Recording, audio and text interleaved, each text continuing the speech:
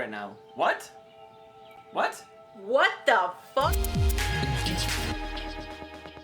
Okay, hi everybody. Thanks for coming back if you've been here before, or hi, welcome if you're new. My name's Mickey. I'm a therapist and we talk about therapist-y things on this channel. Today we are talking about Love is Blind Season 2, episodes 6, 7, and no.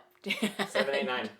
Today we're talking about Love is Blind Season 2, episodes 7, 8, and 9, because as it turns out, episodes 8 and 9, so some of the episodes in there were like a little bit boring, and so we got out a bunch of the doo-doo, and just talked about the most important pieces. And also, I'm not gonna lie to you, this has stolen my life a little bit. This, like, we quadrupled our content output like overnight because Netflix really is playing games with my life. So we shortened this episode. I hope that you guys enjoy it. There's going to be commentary from Aaron and I both in here.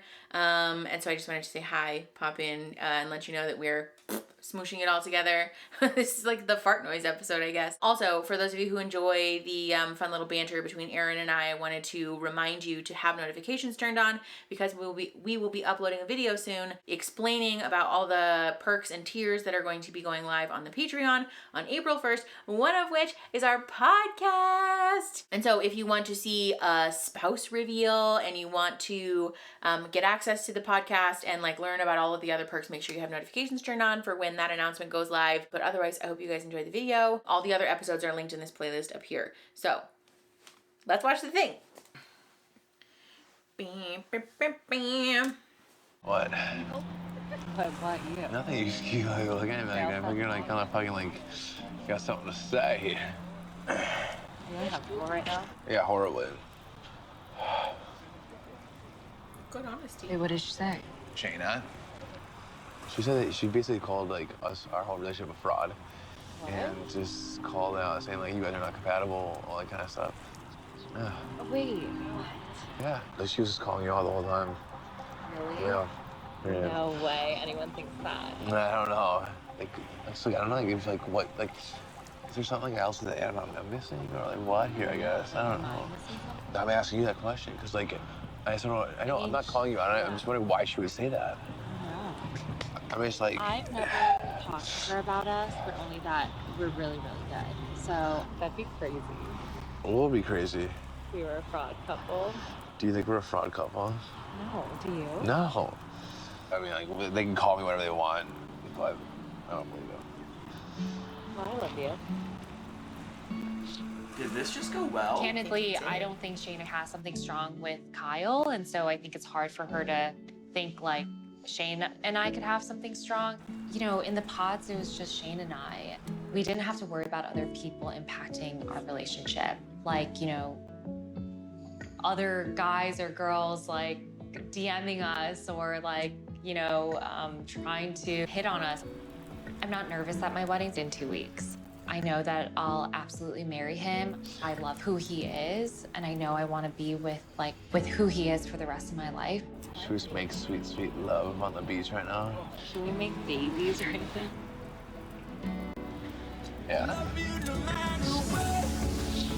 You know what, honestly, fine. Yes. I'll take it. And again, I think this really highlights the point that I've been trying to make, which is that as a therapist, is this a type of communication that I would like prescribe in couples counseling as like the way to do things? No.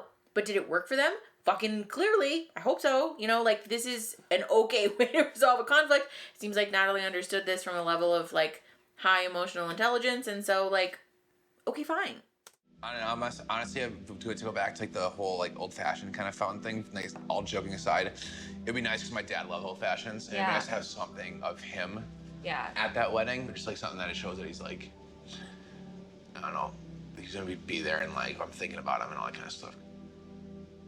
I think that's one thing that would just be like cool to have there, and like 'cause I know he would like to have a drink with us and all that kind of stuff, so that'd be fun. That'd be really fun. Family is very important. See, I think this is I know that Shayne, like, again, I want to be clear. I don't think Shayne or Natalie are people that I would get along with or like be friends with in real life, but that doesn't mean that they're bad people necessarily.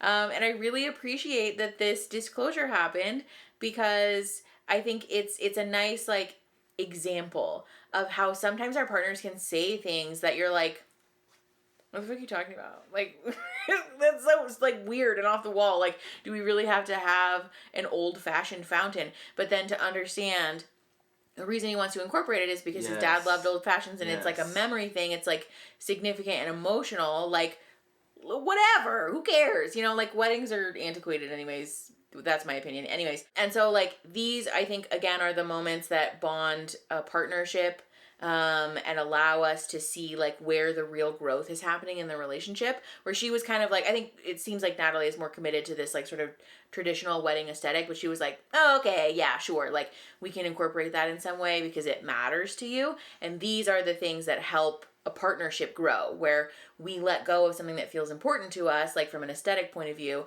because emotionally it matters to our partner, which is exciting to see. Dad and I both like her very much. She's just, in many ways, perfect. Deep's, she's incredible. She's so sweet and selfless, easy to be around, very easy to talk to, very perceptive.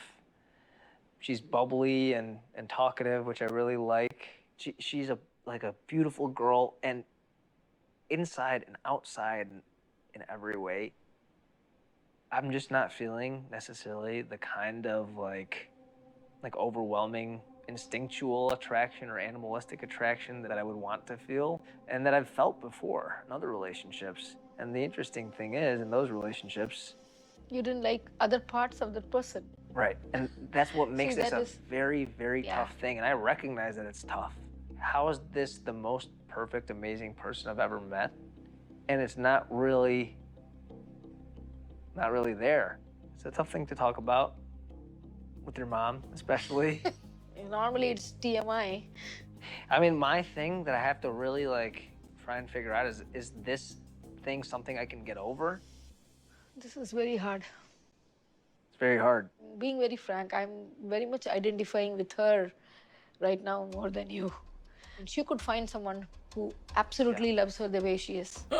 And she's a wonderful person. And I do. She doesn't deserve someone who gives her even 0.5% less. Oh, hell yeah, Mom. Oh my God. Huh? They just cut it there? They didn't even let him answer. You ready?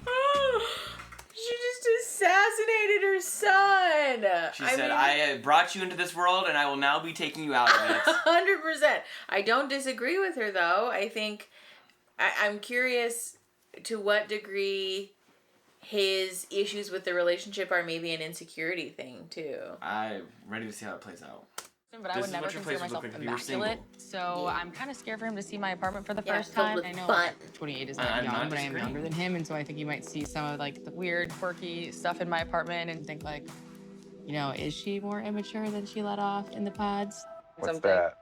So when I have people over, I like to play the air guitar. So I have a whole set of blow-up instruments. That's like, to me, that's not even like a, I mean, it is an immaturity thing, but it's like, I feel like I would just be like, hey, we're gonna have fun. We're just not gonna break anything. And No one plans to break things. yeah, I don't know. I'm hot, sweaty, Yeah, it's hot in here. tired. I don't want to keep talking about it, to be honest. I need a minute to get this off and just cool down for a second. Okay. Yeah, that's fair.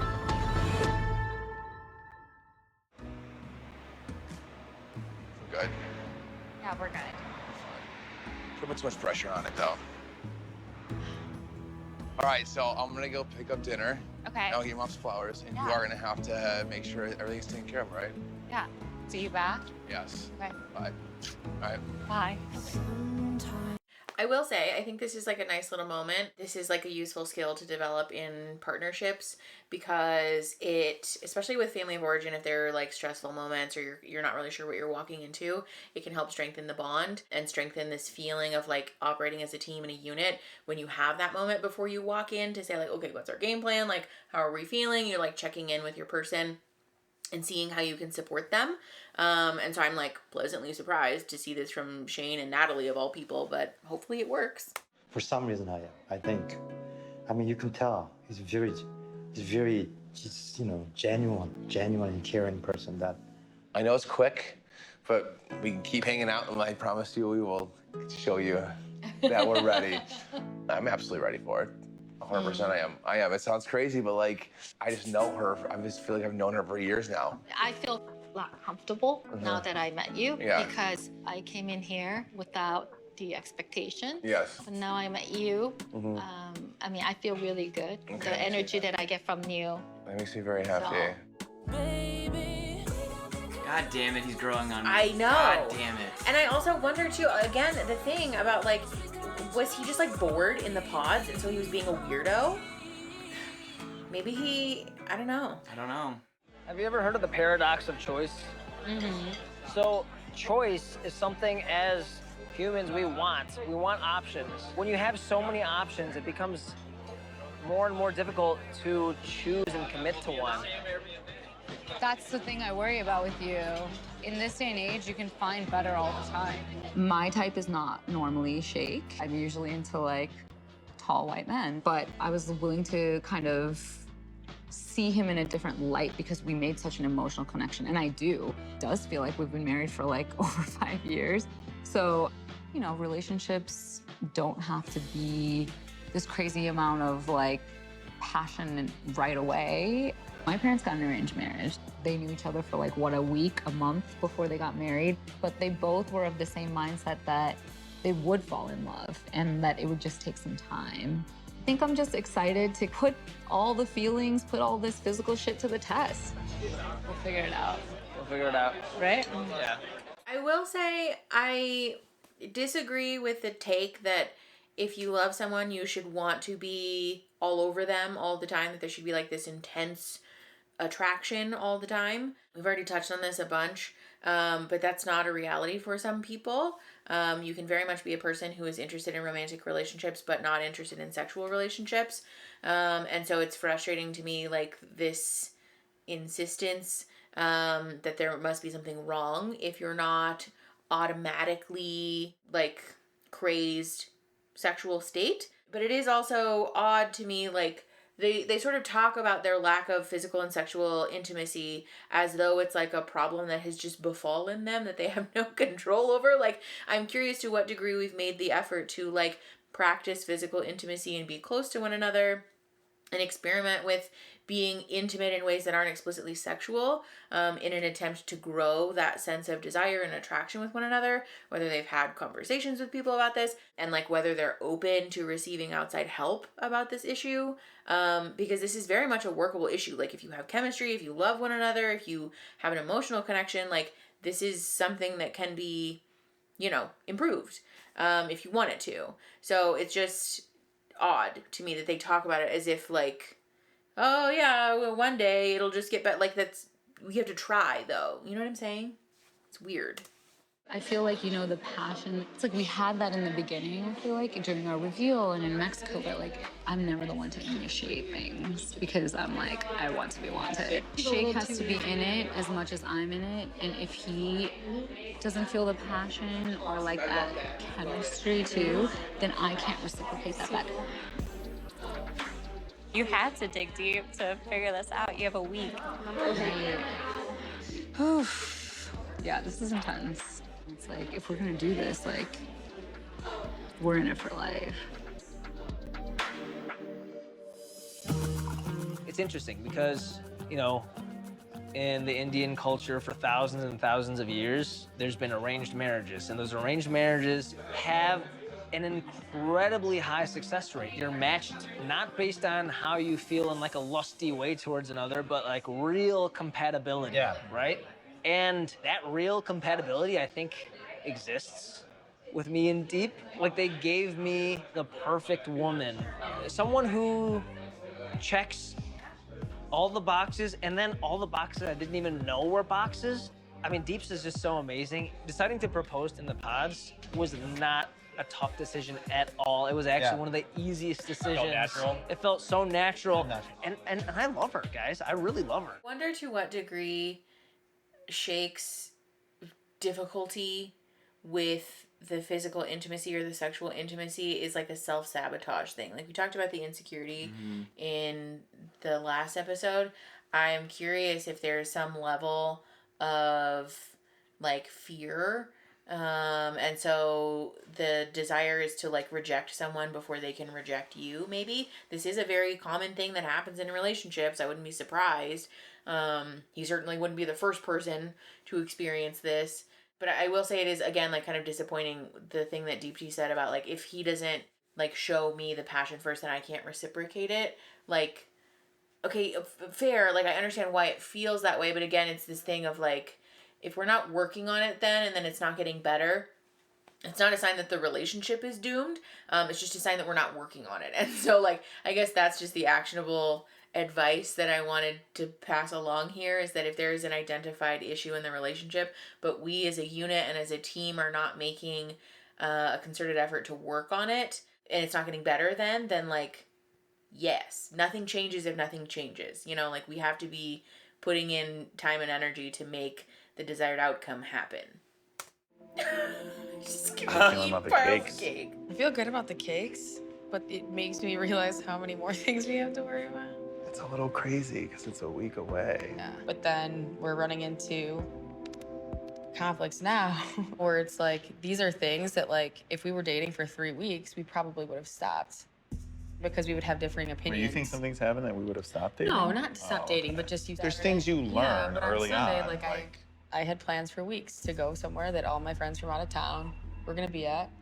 And you're upset that I went. I was not upset that you went. You were kind of upset that I went. That's not true. You said, is this how every weekend's gonna be? And I said, I was wondering, I'm like, is every weekend gonna be we do separate things and we don't Because I did do one things night, together? something separate.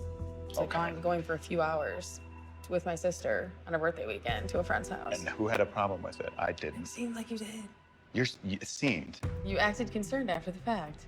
I just said, I'm thinking about this. It's important to me that we have time. It's literally all I've said.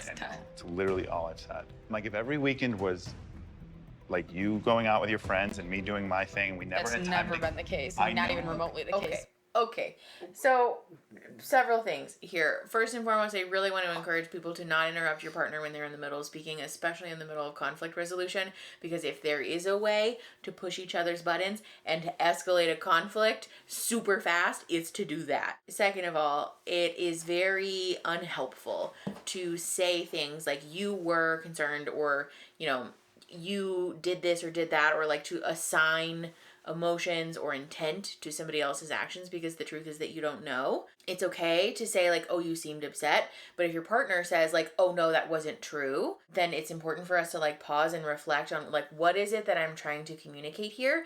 My guess would be that there was a sense of guilt or maybe fear. Either like I felt guilty about going because I didn't want you to feel left out, or I didn't want to hurt your feelings, or like a sense of fear that like I, was afraid that you were going to be upset, or that we'll have continued conflicts about our division of time between my social life and my time with you, because that's an actionable thing that we can have a conversation about. But when we do the thing where we argue about whether something is real or not, A, it's a waste of time, and B, it's very easy to end up in the position where we're accidentally gaslighting our partner to say, no, you felt, and like, maybe they didn't. Maybe they didn't feel that way at all, and it's very inappropriate and very unhelpful to do this thing. So I really want to encourage people in these types of situations, A, don't interrupt, give your partner the floor, and then when they're done, say, okay, is there anything else?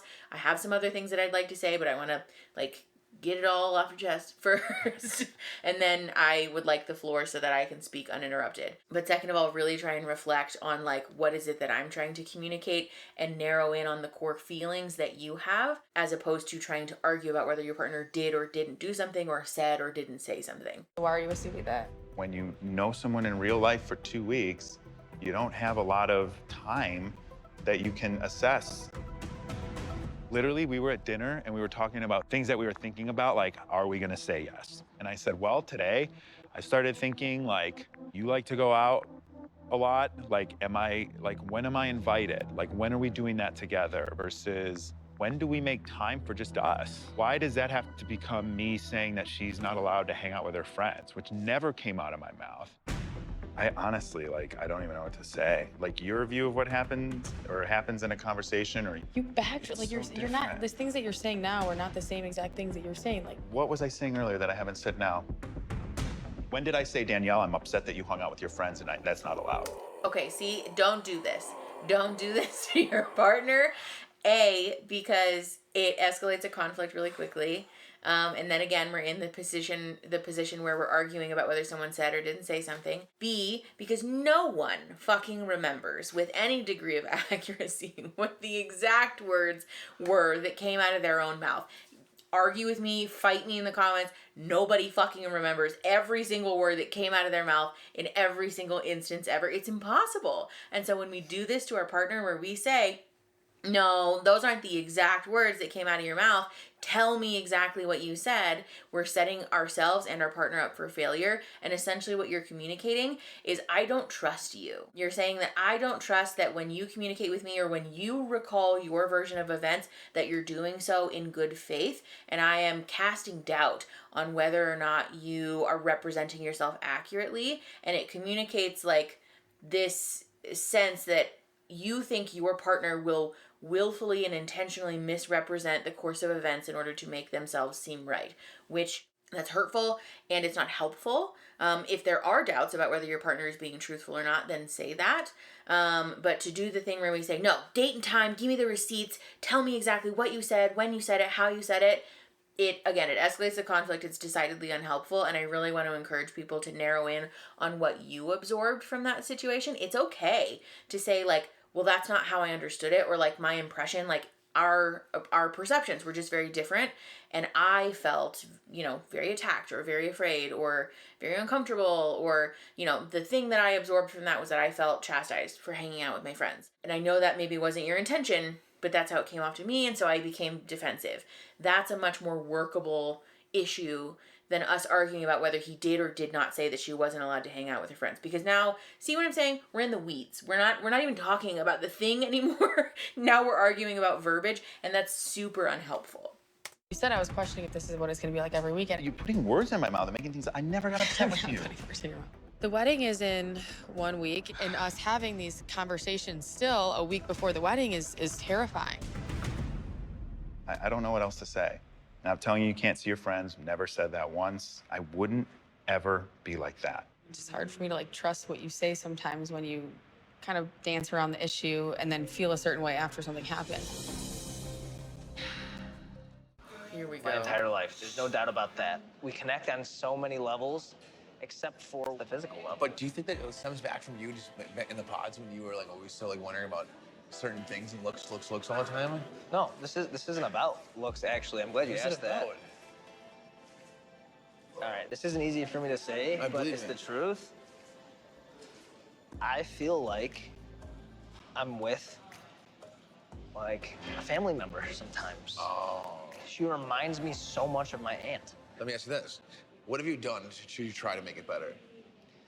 Let me ask you this back. What can be done when you feel this particular way, right? You gotta spice it up somehow, man. With your aunt? Did Shayne just try and drop some knowledge and he turned it away? I can't think about it. You do have to think about it, because it's my whole life. Everybody's turning off the lights, putting on some Boys and Men. Is that what you would want to do for the rest of your life? No, but She's trying though. You can get it out of your head and at least you can figure out a connection that way. You love her.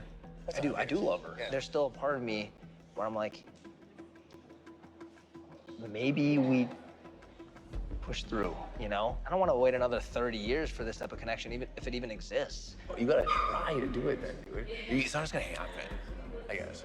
I'm afraid to at this point. She's like my best friend. She's like the best friend I could have ever hoped for. I don't.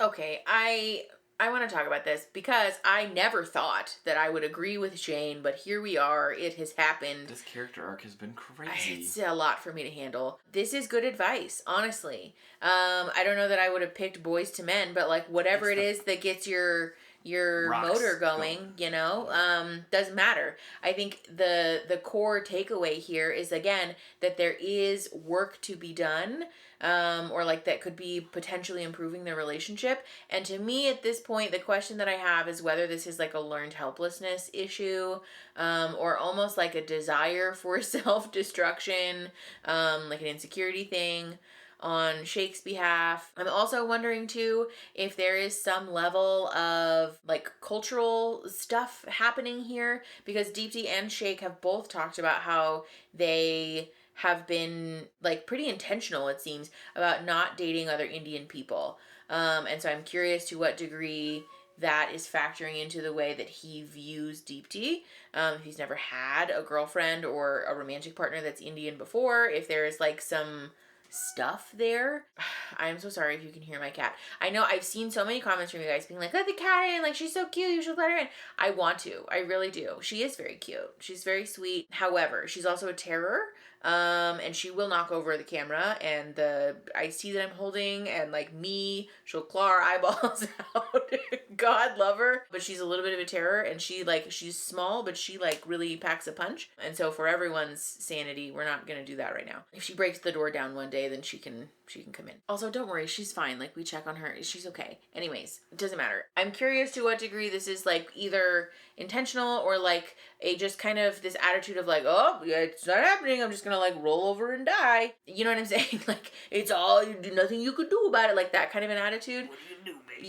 Yeah, very much that. Or whether this is just like a cultural issue, or like, I don't know. The comparison to he continues to compare her to his aunt, which is odd to me because Deepti doesn't look like a fucking aunt. If Deepti looks like an aunt, that's the hottest fucking aunt I've ever seen in my entire life. The whole thing I've been thinking this whole time was I just want to see his aunt now. I know. Well, she doesn't look, it would be different if she was like a significant age difference or something, but she's not. So like, I don't understand what that means. And again, I'm also curious about whether they've had this conversation. Are there mannerisms that she shares, or like phrases, or like what's happening there? Why are we not talking about it, I guess, is my question. Want to take it to that level. Bro, but don't come here to like, oh, I might lose my best friend. No, dude, like, you could have the best friend and the wife if everything goes well, if you do take that kind of risk and try it out, man. It's just like, and if it isn't that way, then you for sure know, at least, man.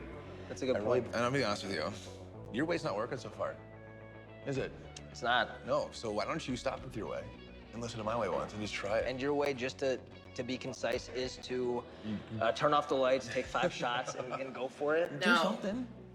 You gotta get looser or something, maybe. I don't know what it is, but you gotta try. You gotta go out of the box and think of something.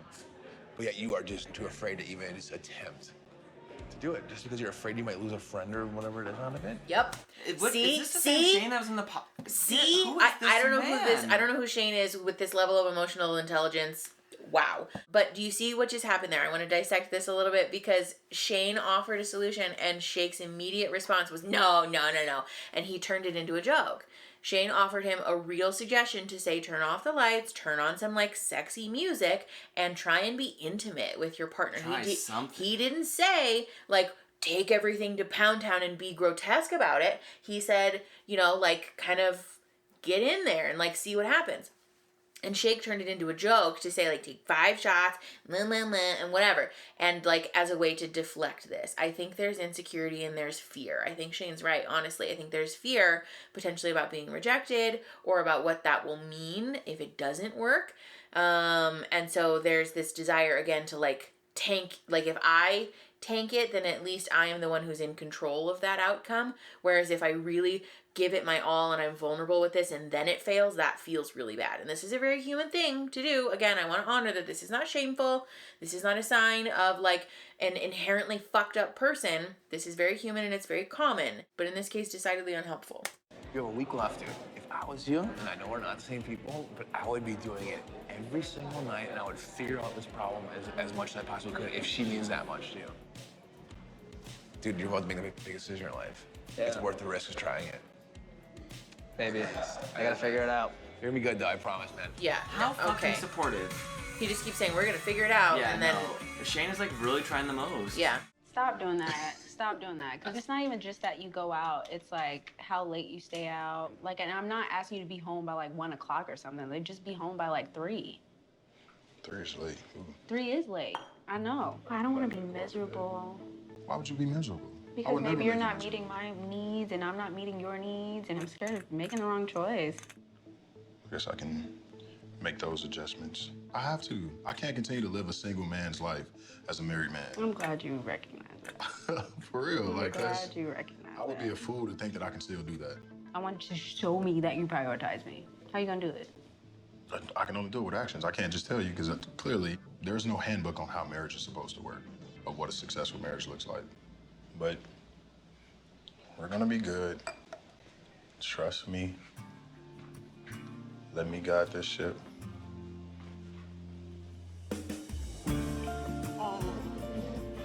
I will say really quickly, I think this is a nice example of what it looks like to express genuine fears and concerns to your partner in a way that isn't accusatory. There is still a behavior that needs to be adjusted, and she's making this request of her partner, but Ayana didn't do it in a way that's like, you're doing this and you're doing that. She set some limits, she set some expectations and communicated some preferences, and then explained the emotional underlying reason for those, and her partner was receptive of that. So I think this is like a nice example of what that communication can look like. Like, I can't live like this the rest of my life. So hearing you say that scares me. Why? What? Just hearing you say that, that's the second time that you've said something about like, oh, what, we might not work out. That's not true. You said that, like, you said that twice, and I'm just like, okay. That's what I said. That context, but that's the context. That's the context. yeah, like that's word. really scary to me. I'm Are not we gonna really lie. gonna argue again? No, we're not gonna lie. I'm just saying that's really scary to me. I have to think about it.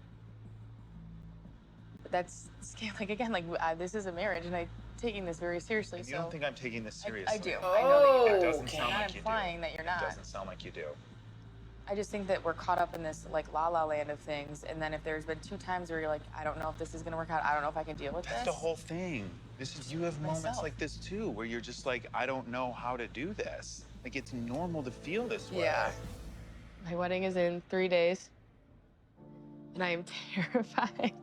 Like the stress of the situation kind of made all of my flaws kind of bubble up to the surface, and I don't want to go into a marriage where I'm not confident in myself. I am very frustrated by the way that Nick just communicated, because I don't know that I would necessarily pick apart anything that Danielle said. She said, hearing you say that makes me feel scared. That's a valid emotion to have. I think that's also a very understandable reaction. This is an atypical situation. It's very emotionally charged. And I think a lot of people, even in a typical relationship progression, hearing their partner say, when you had a panic attack, the emotional response that I had was, I can't live the rest of my life like this. That feels scary. Like that's an understandable emotion to have in response to that statement. And so the like sort of mocking, condescending face that he gave her, like, why, is a little bit odd to me. Again, I think this is one of those moments where things are probably getting lost in context with editing and things like that, but I am so hopeful that these two, if they choose to stay together, are able to get some kind of like counseling or like intervention outside of this experiment, because it does seem like they love each other and they care, and there's like real connection there. And there's just like, this is very much one of those moments where I think the devil is in the details, because these little things that happen situationally like really shift the outcome of the overall conversation and like their whole fucking evening, and it just is like, it's hard to watch. I may not get how you feel in every moment. I'm not probably ever going to, but it doesn't mean that I don't love you. Oh, and I know. when just hearing that someone like that you wanted to leave me because of the thing that I hated most about myself, like that's why I'm so emotional right now. Like, no, I know. It's just like hearing that I'm sorry, that's what triggered me. It's just like I know, like I would too. But listen to this. Here's what I'm going to tell you right now. The one thing that I need you to remember is that I love you no matter what. I know. Okay? Yeah. And I'm going to love you at your worst. I promise you that. And you have to trust that. It's time for me. He kind of talks to her like she's a kindergartner sometimes. You told me that in the pods, that you want someone who takes initiative to set things up. You want someone who takes initiative to like set experiences up, you know, and I want to do that for you too. And that's how I express that I love you, Mel. That's how I do that. Yeah. Good. This is nice. Like, he heard her, he's meeting her needs. This is our last night before we see each other on our wedding day. You My waited stress that level long? is up here. I have this really awesome date planned out for Deeps and I. All for you. Oh my god, I was like, penis! He's pulling his cock out. For a second. So I say we go one by one and try them. Gross. Each at the same time, because there's 2 of each. Okay. And then we can rate them out of 10. Oh, here we go. Analytical Shayne. That's not analytical. Let's go. I'm not gonna wait for you. A lot of times in the last few weeks, I found myself kind of pushing you away. But I care about you so much. Nobody knows me the way you do. I've never been as open with anybody else. I wanted you to know that one recurring theme throughout my life, my romantic life, a lot of times I haven't appreciated what I've had, but how you handle those situations, it honestly has the opposite effect. I just end up loving you more. Living with you and like creating this bond, like it's just like a growing love. And I just want to like build a family. What if this is like our chance? Seems like it's definitely a fear thing, and honestly, fuck this fucking experiment for putting them in this situation where it's so high pressure and time sensitive to make this decision. You know what I mean? Like, this is one of those moments where it's traumatizing for everyone involved, and it doesn't have to look this way because Netflix really pushes this whole you have to get married within this very short amount of time thing, and like it really doesn't have to be that way. It really fucking doesn't. Like, there are so many reality TV shows that are based around the idea of getting married even with a longer timeline, but also it doesn't necessarily even have to be about getting married. Like, I think people would still probably watch the show if we were following them for a longer period of time and watching them live their real lives in their real homes with real arguments and like learning more. I mean, I still have ethical issues with that, to be clear. I don't love that show premise, but I'm just saying, like, this doesn't have to end in this like very relationship escalatory type of way. Like, it just is kind of nonsensical, and like, for what? Because it's just hurting people. For myself, being selfish, I want to say yes. And in my gut, that's how I feel that I like should respond to it. I think he's such a great guy, and like if you wait until you're the very best version of yourself when you start dating someone or marry someone, you're gonna be waiting a long time. Word. I do want to talk about this a little bit because this is a common myth. Either the like you can't love someone until you love yourself thing, or the like you have to be the best version of yourself in order to attract the type of person you want to date or marry thing. And this is like a nuanced answer because like kind of yes, but also no. It is important that we have healthy relationships with ourselves and have like that we've done the work on that aspect of our self-esteem and blah, blah, blah, whatever. However, it is also an inherently problematic sentiment to tell people that they're not worthy of love until they love themselves, because the reality is that therapy and working on yourself and being the best version of yourself is a privilege for a lot of people. It's not something that all people have access to those resources or the time or the money or the wherewithal to be doing that type of work. And so I think it sort of flies in the face of this belief that like all people are worthy of love and belonging. And so it's kind of like a yes and like, yes, you are always worthy of love and belonging, and it is also helpful to go to therapy, do the work on yourself if you're able to continue to strive to be the best version of yourself. But I do really want to honor that as human beings, we are all fundamentally going to be in this process of change all the time. That's okay. We will continue to find new versions, like best versions of ourselves, but that doesn't mean that you were unworthy of love before, or that you have to like meet some benchmark in order to be worthy of marriage or relationships or whatever. I really want to encourage people to unpack that value system because that's not necessarily true. I have nothing negative to say. You have spoken more highly about Nick than you have any other guy you have there's ever nothing dated. negative that I can think about. After all the ups and downs she's gone through this journey, I feel like she has finally come to the conclusion as to what she really wants, and I truly believe she wants to start this journey together today. My biggest fear right now is that Nick's gonna say no, Danielle's gonna be heartbroken, and they won't have the chance to actually continue a relationship that I believe should be continued. See, aw, sweetheart.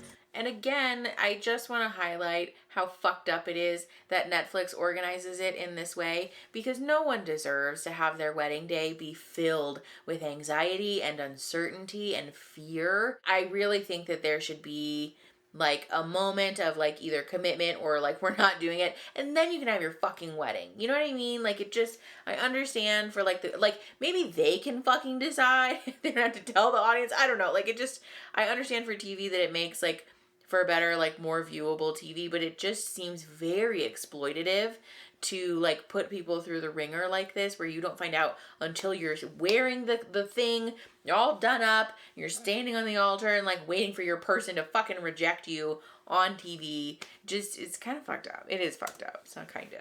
Nick and Danielle, the two of you fell in love in an unconventional way. I think based they are solely too, on but what's in he your is. hearts, and decided to get married, sight unseen. The only clear decision that I've ever had has been you. I do, absolutely. Regardless of the ups and downs that we've gone through, my feelings about you haven't changed once.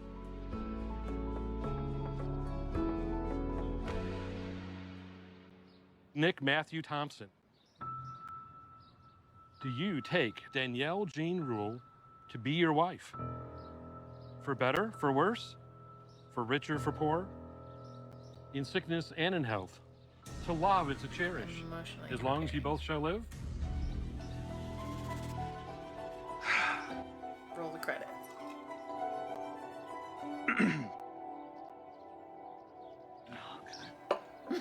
I do. I knew it. I have. Knew it. I hope you know how much you mean to me and the impact that you've made on my life. But no, I cannot marry you. Wow, it's just wrong just like that. You wasted no time. I deserve somebody who knows for sure. So I'm choosing myself, and I'm gonna say no. I'm so impressed. I'm so proud of her. Ugh. Oh my God, she's walking away. Oh, she said goodbye. I wouldn't stand up there. I mean, fair, yeah.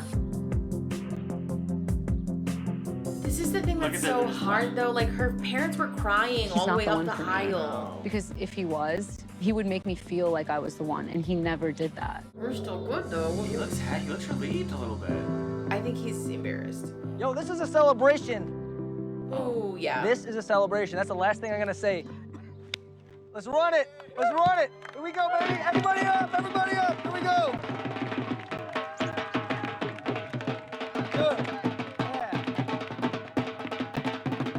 Like, this is so obviously not an easy thing for her to go through, or her mom to go, like her family, you know, to see her struggle through this. And he's just like, oh, we're buddies. Like, we're friends. Like, net positive. Couldn't be worse. Like, this, I think, if anything, is an indicator that she made the right choice.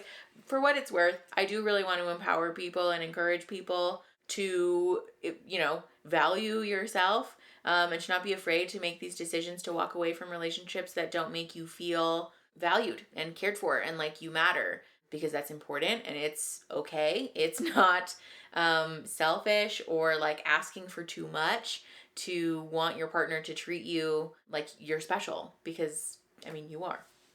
Like, very transparent. I was the one that was more on the fence. Like, you know what I mean? It's not a fun thing to talk about right now, but like, if I would have said yes, you would have said yes. Yeah. That's why I feel amazing. We avoided all of that. I was like, please be the one to reject me. Like, I can handle it. I can take it. You know? It'll be fine. Yeah, honestly, no, right now, I'm excited to just get back in the normal swing of things. This is so obviously a person with a low level of emotional intelligence who struggles to... We don't know that for sure. I don't want to speculate or make any claims for certain about Shake, because I don't know him and this is a highly edited TV show. However, I will say that this behavior, especially if this were in front of me in session, this behavior to me would read very much as like, oh no, you know what, actually it's better. I don't even care. I don't care at all. You can't hurt my feelings. You can't fire me. I quit. this is very much the energy of you can't fire me, I quit. And if someone does this to you, I really want to encourage people to just notice, like, especially when somebody does the thing where they're like protesting an awful lot, usually that's an indicator that there's something going on there, you know? This feels very much like a person with a lower level of emotional intelligence who's struggling to deal with the big emotions that are coming up in a moment, that's trying to like sweep them away and push them aside so that he doesn't have to honor that, like, yeah, actually that did hurt my feelings to get rejected in front of my family and friends and like all the fucking people that we know. And it just, please don't do this. I don't think he realizes what he just lost. And a little time from now, he's gonna look back and realize that he lost the best thing of his life. And when that day comes, I'll be long gone. To me, that's heartbreaking, but I have to see my worth and move on. He doesn't deserve me. Yes. I don't know how to feel. Natalie Mina Lee, do you take Shayne James Jansen to be your husband? Ooh, she's got the forevermore. Stare.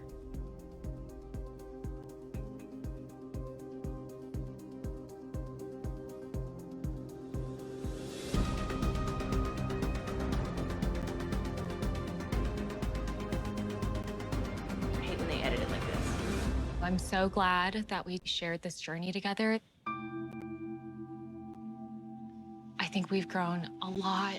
There's a but. As two people who have fallen in love. There's a but coming. I know I've grown a lot because of you. But I don't. I knew it.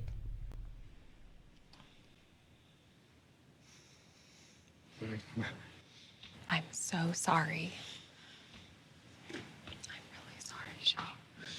I still love you, and you're still my best friend.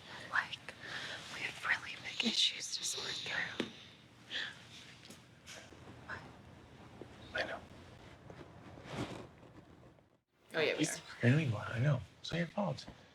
I can't be mad at what you said. I respect it. We can still try to work on this. Okay. I'm not closing the door on us. I just think we need. Sure, but respectfully, I need time to think about that, so it's up to them. Okay? That's fair. I think that's respectable, yeah. You know what? I'm sorry that I said what I said. It's how I truly felt. We can talk about that later if you want, but without this kind of stuff, it's like. So you're saying you truly felt like you hated me and I was the worst thing for you at that moment? Well, that's different. Well, do you want to do this right now? No, I was just, is that what you were saying? Why not fair? I just didn't know what you meant by what you said. You truly meant those words. I told you 100 times over I didn't. And I like to live with myself the rest of my life with that. Which words? I can't words? apologize more. I the apologize every single fucking time I can. And I told you I own it and I live up to it. I have to live with it the rest of my life. Okay? Before I fight, I was 100% sure I was gonna marry him today. Like, today would have looked so different.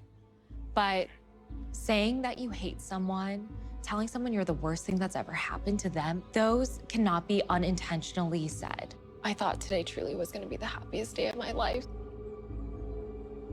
I think it's just, I got to a point where I just emotionally could not do it anymore. Don't apologize. That's how you feel. I don't apologize for how I feel. I don't apologize for it. You don't apologize either. So are we working on it? Are we not working on it? What the fuck is going on? I don't. It's a mess. Okay. So a couple things here. First and foremost, I am proud of Natalie for being clear that she basically stated a boundary here, that she wasn't ready to get married. This is such a weird fucking boundary to set. But she basically stated a boundary here that she wasn't ready to get married, but that she was open to continuing a relationship, which is valid. Honestly, this is something that we've talked about a lot. I think this show really does people a disservice by trying to force them to make this decision to either get married or not. when it's a perfectly valid decision to decide to just stay in a relationship also. But the complicating factor here is that it's really hard to say like, yeah, let's just date after you just got publicly rejected in front of everyone that you fucking know and on TV after you got dressed and did the thing and walked down the aisle with your mom. Like, it's very embarrassing. By the same token though, I do feel compelled to talk about the behavior here from Shayne, because a lot of this, to me, again, we don't know Shayne, I don't know the guy. This is a highly edited version of this TV show, and we are just getting a small glimpse into the way that this person behaves. But this behavior seems to me like he's very uncomfortable with having to own accountability for some of the hurtful things that he's said and done in a public way. Like the hurtful things that he did in private, he's uncomfortable with owning that accountability publicly, which on a human level, I can understand. But I think in a relationship level, like, this is one of the things that's really hard about this situation that I think, you know, Netflix owns the responsibility for. Like, we talked about this before, that I think if, you know, regular people had their worst arguments ever aired out on TV, it probably wouldn't go very well. But I also don't agree with the way that Shayne handles himself in these situations where he clearly doesn't want to talk about it, and so he says other things that are hurtful and dismissive in an attempt to invalidate Natalie's emotions and to make the conversation go away. To me, they reek of a person who's struggling with a feeling of shame and fear and guilt, and just generally doesn't have the skills or the tools to vocalize that to a partner, to understand that that's what he's experiencing in the first place, or to how to like remove himself from this situation and effectively communicate that like, I'm all fucked up and I just don't want to talk about this on TV, you know? And I don't know, it's frustrating because it's a hurtful thing and it's a fucked up behavior, but also on a human level, I think a lot of people honestly would struggle to have the level of emotional intelligence required to let your partner know, hey, I'm in the middle of a very strong shame response because I'm dealing with the accountability for the way that I hurt you privately, now knowing that Netflix is filming this publicly and all of like the world is going to lambaste me for this on the internet. And so yes, I want to talk about this. Yes, your feelings are valid and I very much agree with you, but also I'm very overwhelmed and I need a minute, so can we please talk about this when the cameras aren't on?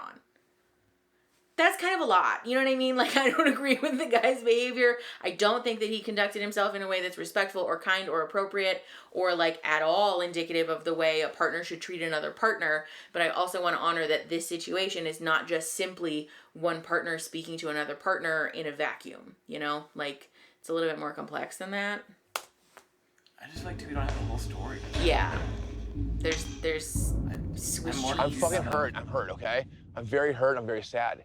What else do you want to know about it, man? You see, yeah. I said what I say. I don't know. I need time to process it, man. That's fair. I don't know. Like, it's just all blur right now. Like, what's going on? I'm sorry. It's all fucking blur. I will say though, at the same time, it is kind of frustrating to me when people sign up for shows like this and then get upset that a camera is being shoved in your face, because on a human level, I can understand that this is overwhelming and it feels shitty, but also don't sign up for a fucking reality TV show then. You know what I mean? Like, I'm sorry that this is uncomfortable for you, but unfortunately this is also the contractual agreement that you willfully entered into. So like, you said some fucked up shit and now they're gonna ask you about it, you know? I still love Shayne, and knowing he was devastated by my response, like, obviously breaks my heart. But I feel like a weight has been lifted off my shoulders, and it just, like, affirms that I've made the right decision for myself. I will say too, sorry, I keep pausing every 5 seconds. The other thing that I wanted to talk about here is that if your partner has this tendency to fly off the handle when they're hurt and like project anger and frustration at you when they're hurt and in a place of shame, that's not an appropriate behavior, and it's very much okay for you to whatever degree is safe for you to remove yourself from that situation and to say like, I will not participate in conversations where people are treating me this way or speaking to me this way, because this is toxic masculinity personified, and very much this energy of like, I don't know how to express that I'm hurt or sad, and so like, because men have pulled off the con of the century by you know, claiming that anger is not an emotion, we just like, we're gonna get mad and punch a hole in a wall and it's all gonna be fine, which is not, that's not healthy coping. Salvador Alviso Perez, do you take Mallory Rose Zapata to be your wife? I cannot. What? What? right now. What? What? What the fuck? I feel like I just need more time. Hold on. They might be doing the thing we got. Let's hope. Okay, yeah, let's hope it's that. I did not see that one coming. It needs more time though, that's fine. Yeah, I think that's healthy. I That's hope good. they keep working on it. Well, I wouldn't stay Yeah, there so- either. yeah, You said that earlier. Yeah, you're right. Oh no. Poor baby. Oh, especially after her family didn't support her. Oh no. Do I want to keep exploring a relationship with you? Dating or what? She said what she meant. I know. Don't be coy. I just need to take a few days, yeah? I think this is just another instance where it becomes clear that the show is traumatizing and it doesn't have to fucking be this way.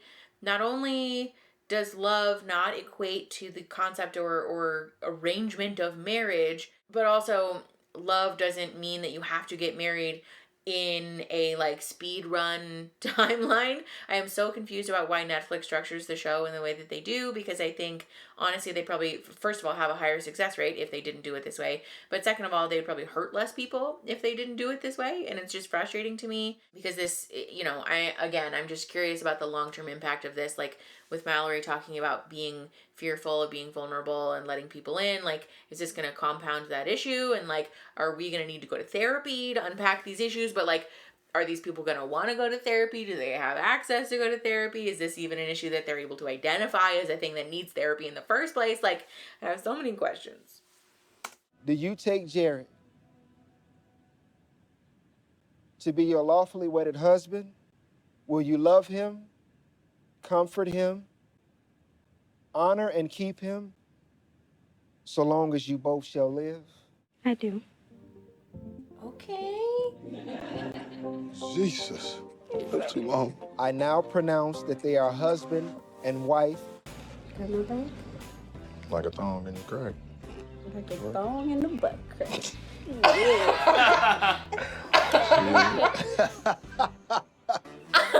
6 weeks ago, I was completely single. I love it. Completely single, and now I'm like a whole married woman. That's how weddings typically are. Oh my god, we're so close. We made it. I just gotta watch this fucking reunion episode.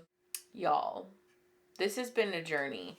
I honestly don't have that much commentary about the actual wedding episode because there was very little person-to-person interaction. I do really want to drive home the point that I made about Shayne and Natalie's interaction and Shake and Deepti's interactions though, which is that it's unfortunately very common for cisgender heterosexual men to have lower levels of emotional intelligence, to have lower levels of like, or to be less skilled at conflict resolution, and to do this thing where there's like a projection of the anger and the frustration onto other people because they struggle to identify, express, process their own emotions of like fear, hurt, sadness, all of the other things. And so this is an important thing for us to know as like people going into relationships, but also as like people, like if you are a cisgender heterosexual man, I really want to encourage you to honor that this is not like a judgment about you in particular. This is like a systemic issue, and that very much this is something that deserves to be worked on, and that it's not a shameful thing to go to therapy and to work on your ability to like work through your emotions. It doesn't make anyone a lesser person. Honestly, I think therapy is like, first of all, a very normal thing, but also a strength. So I want to encourage people, I guess, just as a general PSA, to never be ashamed or afraid to go to therapy and to work on yourself and to continue working on the skills that will make you a better human being and also a better partner and like, you know, just better in relationships, both romantic and platonic, because this behavior is unfortunately very common and also like very avoidable. It's a very easy thing to work through if you have the skills and the tools and the resources to do that. So yeah, that's what I got. I'm very interested to see the reunion episode. Make sure you have notifications turned on because we will be doing a premiere of the reunion episode on Saturday, March 12th. I will be in the chat chatting with you guys and hanging out with you guys while we watch the reunion reunion episode together so you guys can see my commentary and we can all celebrate the end of this fucking season and like, you know, close the chapter on this, okay? So like the video if you like the video, subscribe to the channel. Please leave comments and engage if you want to say thank you to me or Aaron for the work that we put in. And share the video to help the channel grow and to help each other grow. And I will see you guys like later. I don't know. Another time. Okay, bye!